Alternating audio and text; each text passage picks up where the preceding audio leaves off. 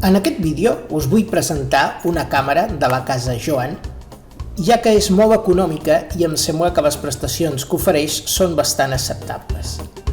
Primerament, veiem aquí, dins la caixa de la càmera, el que hi podem trobar.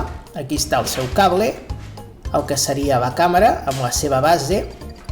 A dintre també hi trobarem un manual d'instruccions que està en anglès i en xinès, l'adaptador per connectar-lo a la red elèctrica i també tenim una bosseta amb alguns tornillos i alguns tacs per col·locar-la o per fixar-la a la paret.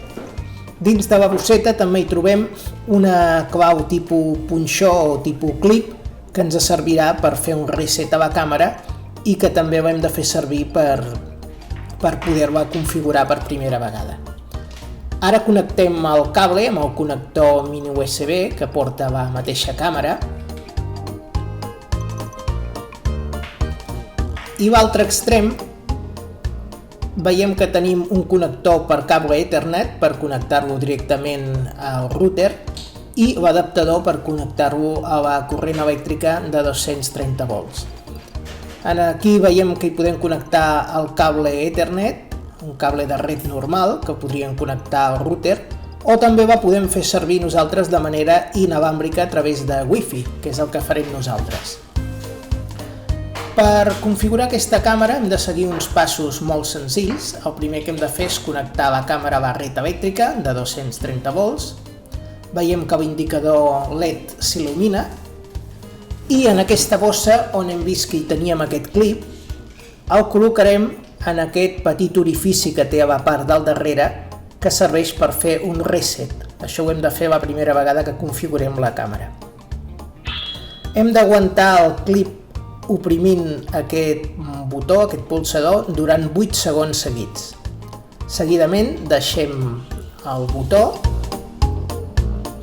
i agafarem el nostre smartphone, el nostre telèfon mòbil, i obrirem qualsevol aplicació de codi QR que tinguem, agafarem la caixa de la càmera i escanejarem el codi corresponent al nostre sistema operatiu.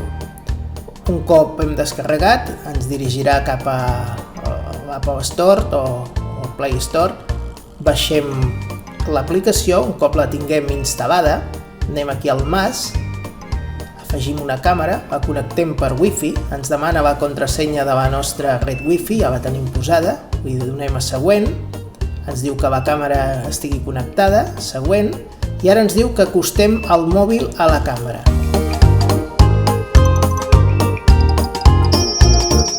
I en aquest moment la nostra aplicació està detectant la càmera IP. Aquí veiem que ja l'ha detectat, ens demana que li posem un nom, posarem prova, i la contrasenya per defecte que és 123. Ho donem a guardar, i aquí baix ja veiem la nostra càmera IP funcionant. Aquesta càmera grava en diferents formats de vídeo, concretament en 3 qualitats diferents, la alta, la mitja i la baixa. Ara estem veient la qualitat alta i escoltem el seu so original. Aquest és el so que està recollint directament el micròfon de la càmera IP i aquesta és la imatge amb la màxima qualitat que ofereix aquesta càmera. Ara estem veient la mateixa seqüència però en qualitat mitjana. La imatge que estem veient ara correspon a la qualitat més baixa que ens ofereix aquesta càmera IP. És una qualitat bàsica, però que podria servir en el cas que disposéssim d'una connexió molt pobra d'ample de banda, ja que també podem veure com la imatge es veu prou fluida. I ara provarem quina imatge dona en una habitació totalment fosca sense cap tipus d'il·luminació. Com podem veure, la imatge es veu perfectament, tot i estar l'habitació totalment a fosca, sense cap tipus d'il·luminació, es veuen tots els moviments perfectament. Doncs com heu pogut observar, és una càmera que crec que val la pena, ja que té un cost bastant baix, no arriba als 15 euros.